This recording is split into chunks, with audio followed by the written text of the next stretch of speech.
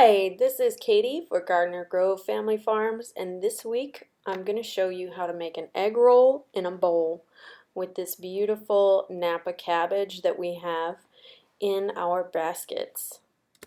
Some people might be tempted to use pre-shredded cabbage from the store, but I think when you're using something fresh that you're chopping yourself right out of the basket, it is much more delicious. Let's get this little spider humanely out of the way here. Okay. And I'm just taking some quartered napa cabbage that I've stored in the refrigerator. I quarter it to make it fit a little bit better into Ziploc bags if you're not going to prepare it right away. And then soon before I'm going to fix this, that's when I'll shred it into small pieces. And cabbage just kind of shreds really nicely with a knife. You don't need any special tools. You can do just about anything with a chef's knife, honestly, that you need to do, and it's my most frequently used tool. But I just cut it into thin ribbons and it shreds up really nicely like this. And like I mentioned, it's going to taste so much better than anything you get at a grocery store because it was probably picked fresh the morning you picked it up. And if you're like me, you try to get the cooking done maybe Sunday of that week. I like to cook just 1 or 2 days of the week and enjoy leftovers for a couple of days and not have to worry about what I'm making for dinner after I'm done with work.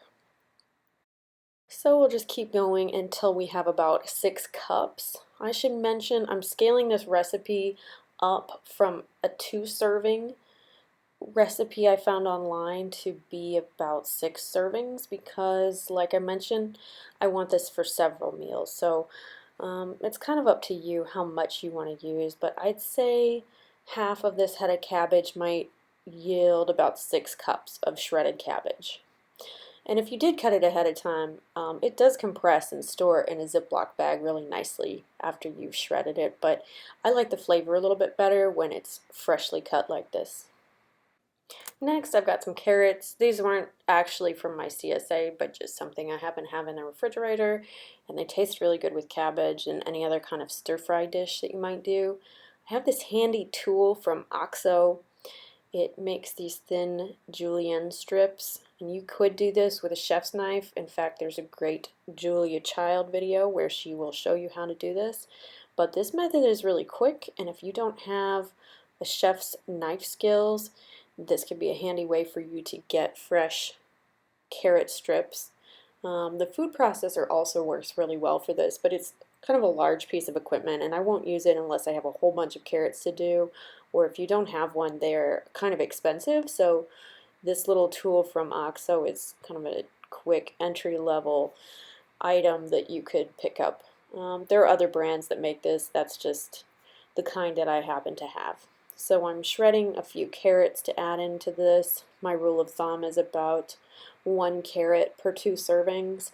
Since we're making about 6 servings, I've got 3 carrots here. And I'm just going to shred most of those into pieces. If you have leftovers, I throw them in a Ziploc freezer bag and keep them in the freezer for making chicken stocks and vegetable stocks and that kind of thing later. So I don't throw that part away, but just reuse it later. Carrots have great flavor for that kind of thing. Now, one of the things that makes these egg roll bowls and not just cabbage stir fry is that we're going to take some wonton wrappers and actually make a crispy topping, kind of like you'd have on an egg roll. I'm just taking a few of these. I've cut them into strips, douse them with a little vegetable oil, and I'm going to put them in the oven at 350 for about 8 minutes or until they get brown and crispy.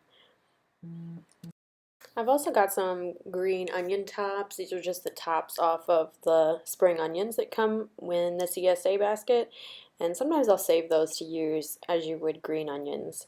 I'm just cutting off the big tops and the bottom. I want that middle green part.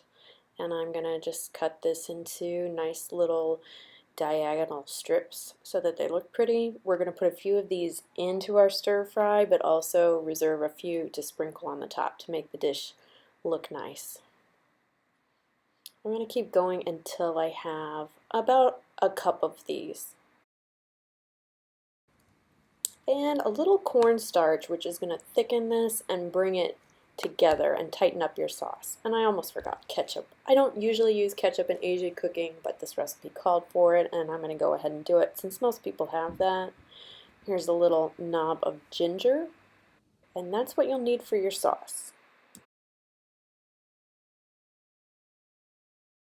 I just have a small prep bowl or mixing bowl and a whisk to bring this all together.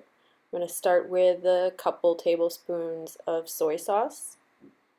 But remember, I'm scaling this up from 2 servings to 6, so I'm multiplying by 3. I'm going to do 6 tablespoons of soy sauce in total.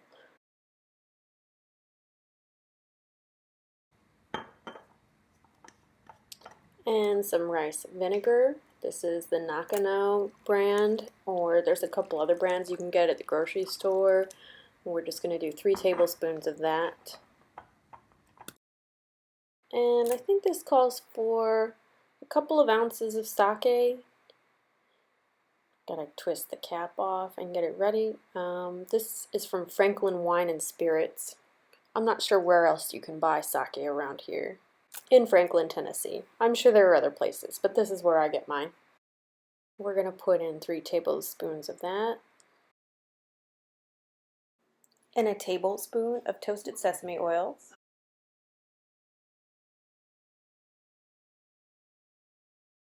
3 teaspoons of white sugar, and an obligatory shake of cayenne. Most sauce recipes are going to use a little bit of this just to make the flavor pop. A couple of teaspoons of cornstarch will thicken this and pull the sauce together as it cooks. I don't often use it, but for stir-fry sauces, a little cornstarch won't hurt. And I don't usually use ketchup either, but the chef that I was following as an inspiration to this recipe uses it, so I'm going to go ahead and give it a try. And it's an ingredient that most of you probably already have in your pantry. My favorite kind is Heinz Organic. Their natural kind is also pretty good. I'm putting in a good tablespoon here.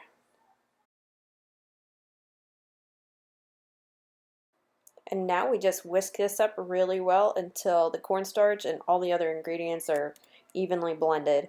You could probably do this ahead of time and store the sauce in a mason jar in your refrigerator or some other container. You could also make it in a larger batch if you plan on having this same dish a few times, once every week for a couple of weeks if your family really likes it. Oh, and last but not least, I almost forgot, grate in some fresh ginger. You can find this in the produce section at the grocery store if you've never purchased it before. I've just peeled it, and I'm using a microplane to grate this into really fine shreds. If you don't have a microplane, I really think it's a very handy kitchen tool for garlic, ginger, nutmeg, anything that you want to get really fine and extract a lot of flavor for sauces or syrups, or anything that you want to have a really bright, punchy flavor. And I'm going until I have approximately a teaspoon of grated ginger. You could do more if you really like ginger, or less if you don't so much. That's up to you. And now for the fun part, we're going to place a wok or large skillet, you could even maybe use a Dutch oven, over medium-high heat in preparation to stir fry this. I'm going to use vegetable oil, probably not olive. You'll want something that will stand up to a little bit higher heat. So use vegetable oil, peanut oil if you have it, canola could work. And I'm just going to wait until the oil's nice and hot and shimmering. In goes about 1.5 pounds of ground pork. You probably want something with a little bit more fat content for good flavor, but it's up to you how healthy or how tasty you want to make this. This one's fairly lean, but as I mentioned, I had added a little bit of oil, and that's going to help the flavor and also help to evenly brown everything. And I'm going to break the pork up and let it brown over medium-high heat for about 8 minutes. We want it pretty well cooked through, and the juices from the pork are what we're going to use to cook the other ingredients. Gardner Grove Family Farms has incredible ground pork when you can get it. It's out of stock at the moment, so this is actually from the Butcher blog. also located in Franklin, Tennessee.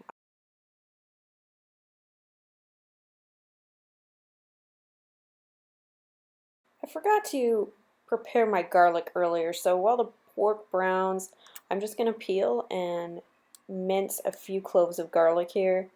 The way I like to do this is to smash it with the flat part of the knife, and then the peel will come right off.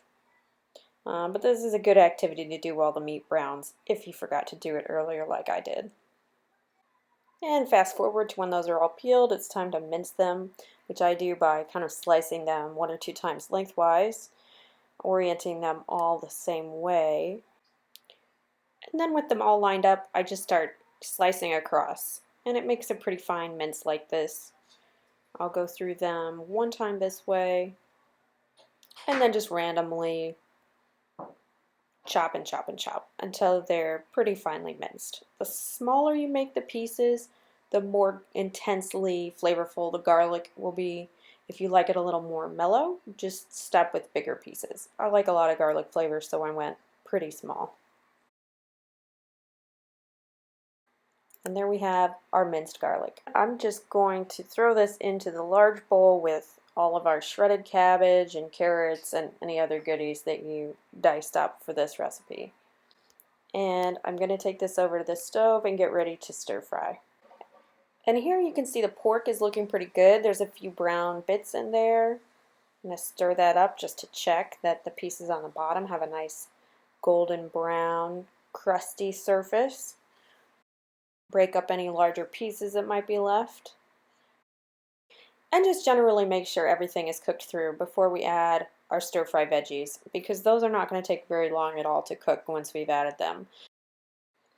I usually like mine fairly crispy, so I don't stir-fry them for more than maybe 3 minutes.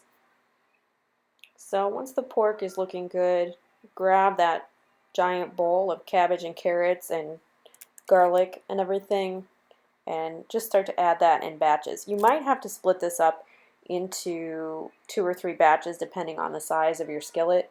This is a pretty large wok, and so I think once the cabbage cooks down, I'll be able to fit a little bit more in there. But if you're limited by the size of your cooking vessel, just go ahead and do this in a few batches. It's not going to hurt anything. And as those batches finish cooking, simply transfer them into a glass bowl, or I keep a Pyrex handy because that's what I'm going to store this in the refrigerator in the long term. A lot of times I'll do the cooking on Sunday or Monday, and we'll have the same meal for a couple of nights that same week. So I'm rarely cooking the same night that we're eating that dish. I'll usually prepare it ahead, and then we heat it up in the microwave later. And that's exactly what I'm going to do with this. So the last of my cabbage has gone in, and I'm just stirring that as it cooks to make sure everything is getting cooked evenly. And notice that we haven't added the sauce yet. Usually when you stir fry, you want to do so in a dry pan so that you might get a nice browning on the ingredients in the stir fry. The sauce is usually used more as a finishing. So we're just cooking this in the dry pan. The only liquid is from the pork and the little bit of oil that we added at the beginning. And we just keep stir frying this for a few minutes until the vegetables are cooked to about the way you want them. Probably keep it a little on the crunchy side, because this will stir fry for a few minutes more after we've added the sauce. So after about 3 minutes or so, I'm ready to go ahead and add my stir fry sauce, or egg roll sauce as we're calling it, that we prepared earlier. I'm going to go ahead and add all of this because it looks like about the right amount for the amount of cabbage that I have. And we're still over medium-high heat. We're going to continue to stir fry this until the sauce has thickened and tightened up a little bit. But it shouldn't take too long, maybe a couple of more minutes. So here we are, a couple of nights later. This is in a Pyrex, like I mentioned, because I like to do ahead. I've been swimming at the pool all afternoon with my toddler, also after a full day of work. That's pretty normal for us, and I don't have time to sit down and make a whole dinner at that point. So I just take this out of the refrigerator. As you can see, it looks delicious. Dish it up into serving size portions, and I'm going to pop this in the microwave for a couple of minutes, and dinner will be done in the amount of time that it takes me to microwave 2 or 3 servings of this. And here this is, hot and steaming out of the microwave, looking really good. I'm going to stir it up, and then finally don't forget to top it with a few spring onions. These are just the green parts off of the spring onions in my CSA that I've sliced into thin slivers. So I'm going to use those as a decorative topping, but also tasty.